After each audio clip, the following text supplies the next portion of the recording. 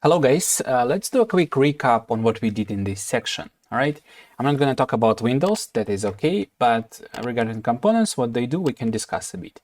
So we have a transform component which allows object to be in the space. We can control position, rotation, and the scale object with this component.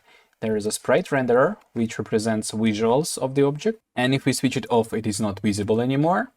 Then there is a rigid body which allows us to apply physics to this game object, which is very useful actually. Then there is a collider which allows us to define shape of the object and tell us how it will collide with other objects. And there is a custom script that we created. Let's open it. And first what I want to discuss is a start and update, because I feel like I kind of did not pay enough attention to this. So start is called once before the first frame, and actually to visualize that, let's do debug log start was called. And same we're going to do for update. We're going to do debug log update was called. And let's go to play mode and see how it works. Now in the play mode, in the console, you can see start was called once and it was first, and then we have update was called, and it's basically called all the time. So that's the idea. And that's why we assign component of rigid body in the start, because we need to do it only once.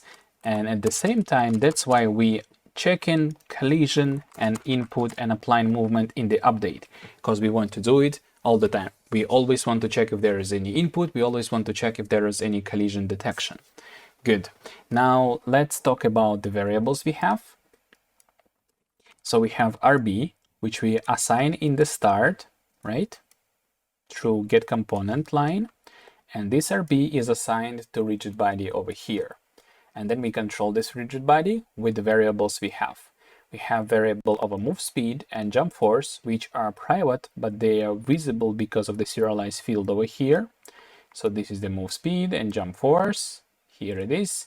And we have X input, which is not visible in the inspector, but it is controlled here, and it is equals to input from the keyboard. We use get axis row, which gives you absolute value -1 or 1. By the way, if you just remove row over here, it would have a value from 0 to 1 with decimals. Let's do debug log X input and see it. So if I press left, you can see it is increasing, and then it goes back to 0. And if I press right, it's increasing like gradually. And you can see actually it affects the movement. It's kind of getting faster. Then when you move back, it's getting slower and then faster. Then when you move back again, it's getting slower and then faster. But I want to have a bit more snappy controls. That's why I type get axis row, because this one returns only -1 or 1. Good.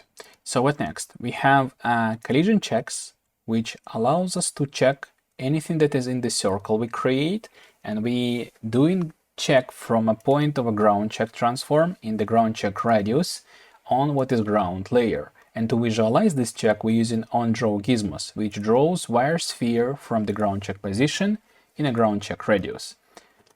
We need this is grounded boolean to jump only when we are on the ground, all right? And when this is true, then we can jump. When it is false, we cannot jump. Very simple. And we apply jump, we're attempting to jump whenever a player presses key code space down. Whenever a key reaching the bottom line of the keyboard, like the very down part, we jump.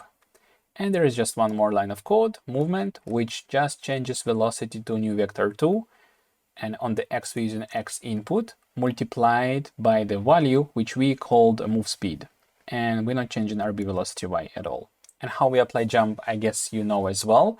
We just change velocity to new vector 2. We're not changing X, but we're changing Y. And this allows us to jump. And that's it, all what we have in the code right now. Very simple and yet functional.